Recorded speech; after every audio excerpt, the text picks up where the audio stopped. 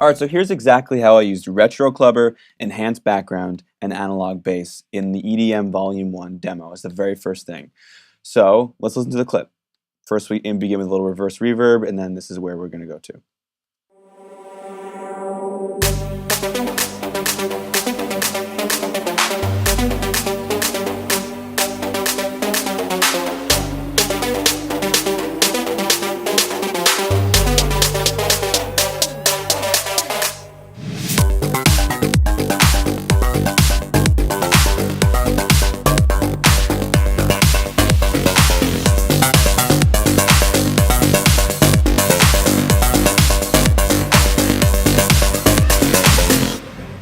Alright, cool, let's check it out.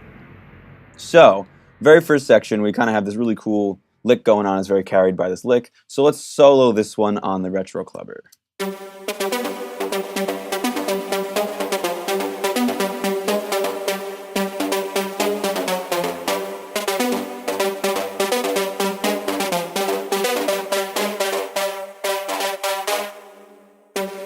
Cool, so we have this lick going. So let's take a look at what makes it able to move so much. So I'm automating several parameters inside RetroClubber, and that's one of the reasons why these patches are so cool, is that there's all of these macros that are already pre-assigned. So the first one I'm working with, well, we have several, so let's just go down the list. So the first one is the chorus. So as we're going up, getting ready to drop, we're increasing the chorusing so that the sound is beginning to get wider and wider and kind of bigger. So at the beginning, and then at the end. All right, so then we have this resonance. So the resonance begins up, and then I kind of bring it down. Then I also have this mix knob, which the mix is a macro parameter that I'm not even exactly positive what it does. I know that it changes the mix some degree to how this sound was built. So really all you have to do is begin twisting the knobs, and you're going to get all kinds of results, which is exactly what I did. So we bring the mix slider knob down a bit, played a little bit with the attack knob, played a little bit with the drive. As the drop gets closer and closer, the drive is getting higher and higher, so we're getting heavier and heavier basically. And then I automated a little bit of the low cut frequency as well, which is just, just a low cut. So towards the end, just so we kind of are about to drop in. So let's just take a listen one more time, knowing all these parameters.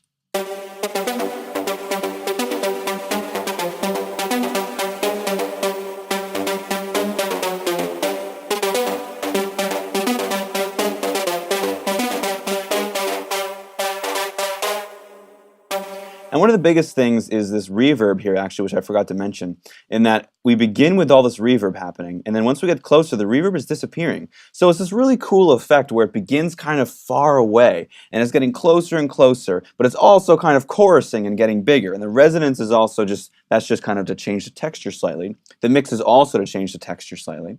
And then the attack is kind of just adding a little bit of variation to the way that the sound is hitting us, and the drive is impacting us so that we're getting crunchier and crunchier and kind of closer and closer. So really the whole impact here is by using the knobs that were already created, we were able to take this sound and bring it to life by making it begin far away and then kind of come closer, and then right before the drop, it's in our face.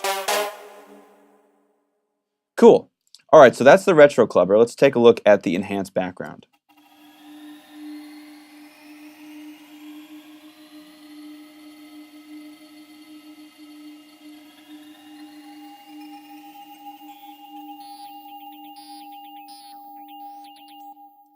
Cool. I actually really love that. It's got all these little subtle blips and stuff going on. So we can barely even really hear that in the mix, but it's adding this great enhance of a background, just as the name says. And so I really love that because it kind of is just that subtle thing in the back that's just adding so much texture that brings us into an environment.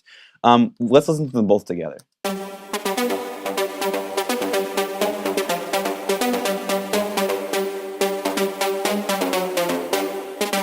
So you can hear that the difference with it and without it is actually pretty obviously noticeable, but you don't necessarily specifically become aware of the background, but it's still creating it, and that's why I love it. So let's see the parameters that I automated in this one that were already assigned with the macros. So in enhanced background, we have all of these macros pre-assigned, and the ones that I used are diff, diff2, and eternal. So I kind of left diff up, and each of these will just change the way that this sounds. Let's actually, just for fun, let's bring this down.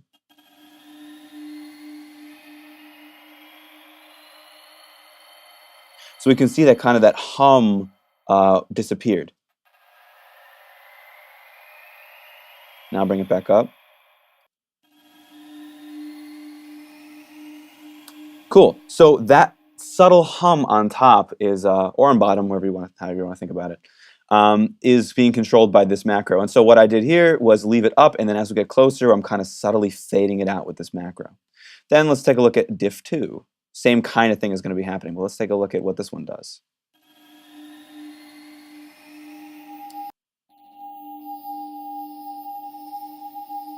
Cool, so this one actually changes the whole tone of that background kind of hum.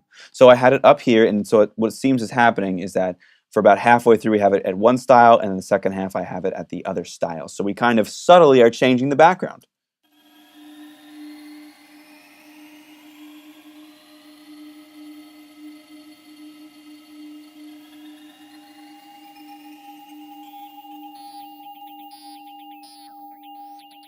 Cool, I actually really like that second half. It just becomes so like spacey digital. And then eternal, and I'm willing to bet that this sound, or this macro knob is making some of this change. I actually don't remember, it's been a little while since I visited this project, so let's take a look at what eternal does.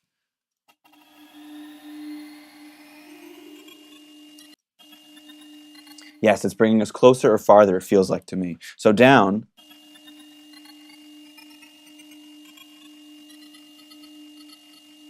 we have this really cool digital texture, and up, we're kind of like flying off into space. So let's take a listen one more time to this.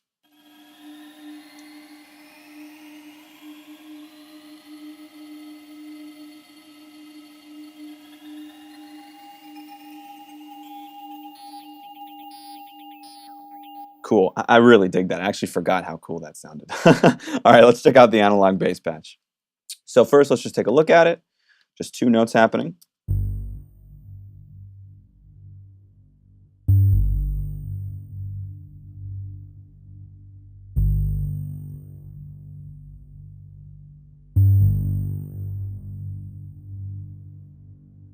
Cool, so by 2 notes, it's really 1 note, just G, but octaves. But, so we're creating this kind of deep feel down here, just this kind of subtle, deep bass that's really holding us here, which later on we turn it into the bass of the lick. But for right now, it's just being holding down the support for this whole section. So let's see the knobs that we modulated here. So we have FM, which actually doesn't do anything, it's just up all the way. But just for fun, let's bring this down and see what the sound changes to.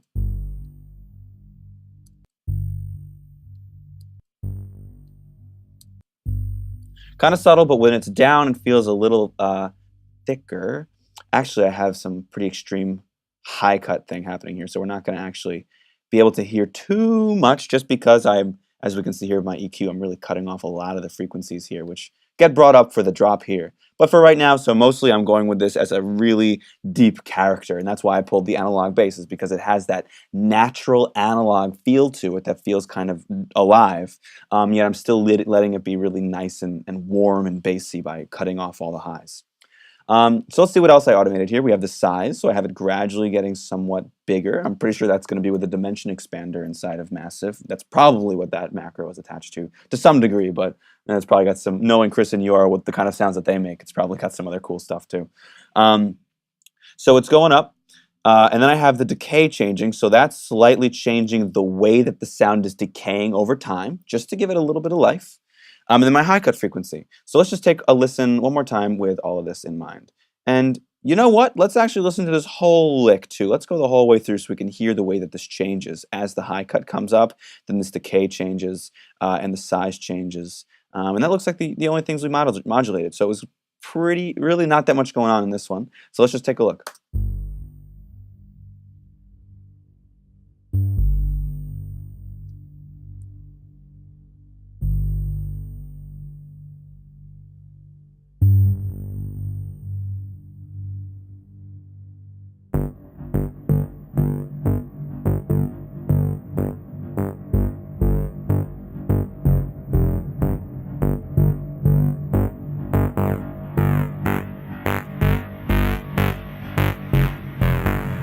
Cool, so it really kind of comes alive at the end there. Let's see what I did to make that happen. Probably, the high cut frequency, I simply opened it up. So that's what the sound was sounding like.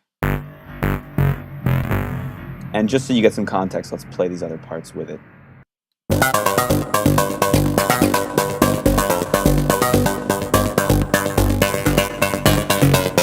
But we're going to get to that later. So that's the analog bass. Dig that one. So just so you can see, these are the automation parameters that I've been using. But of course, you don't have to use any automation parameters if you don't want. You can just straight up take the sound. I'm just hitting a note on my keyboard here. It sounds super alive without doing any of these automations also.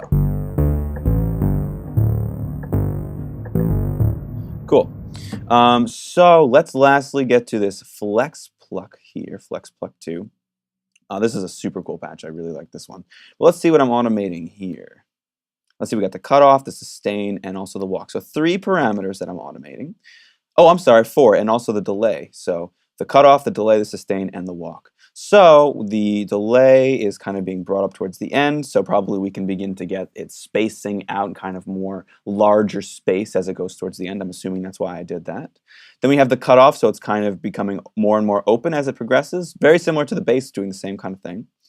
Then we have the sustain, so I'm just kind of playing with the way that the sound is being released out, so we're changing kind of the way that it's shaped.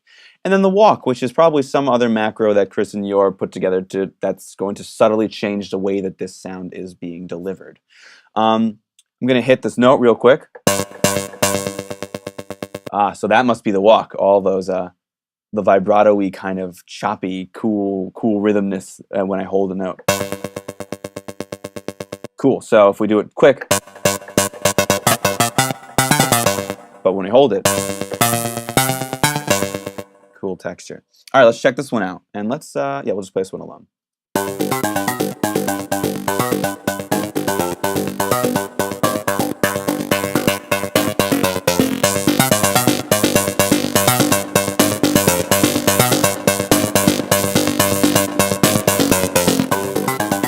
Cool, so we really, this sound really opens up as we go along, and I really dig that. So let's check the last thing I did here, SteadyPluck. So there's actually no automations I did on this one, and this was actually a cool use that I'm actually kind of excited to show you. Let's check this out.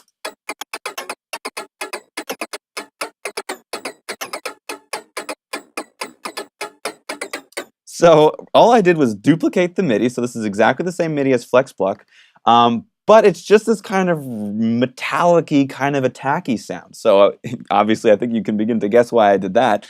I'm using it as a texture or a layer on top of this FlexPluck so that when they're together,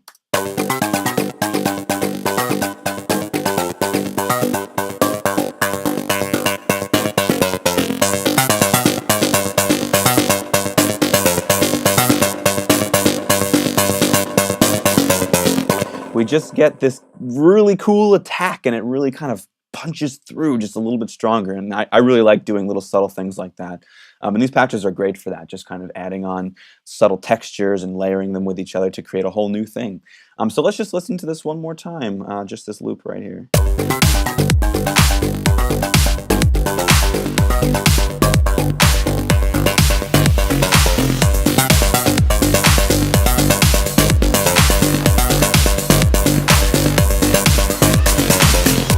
Cool, so that is how, I like all that reverb swelling off. I always dig that.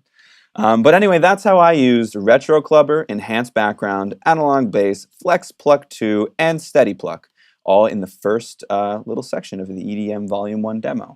And to make this reverse reverb,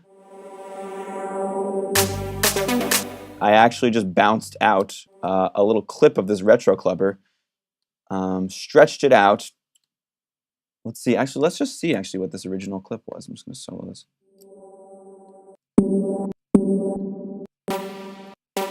So that's the original sample, which was just one of these hits. And that was actually it right there. It's this first hit.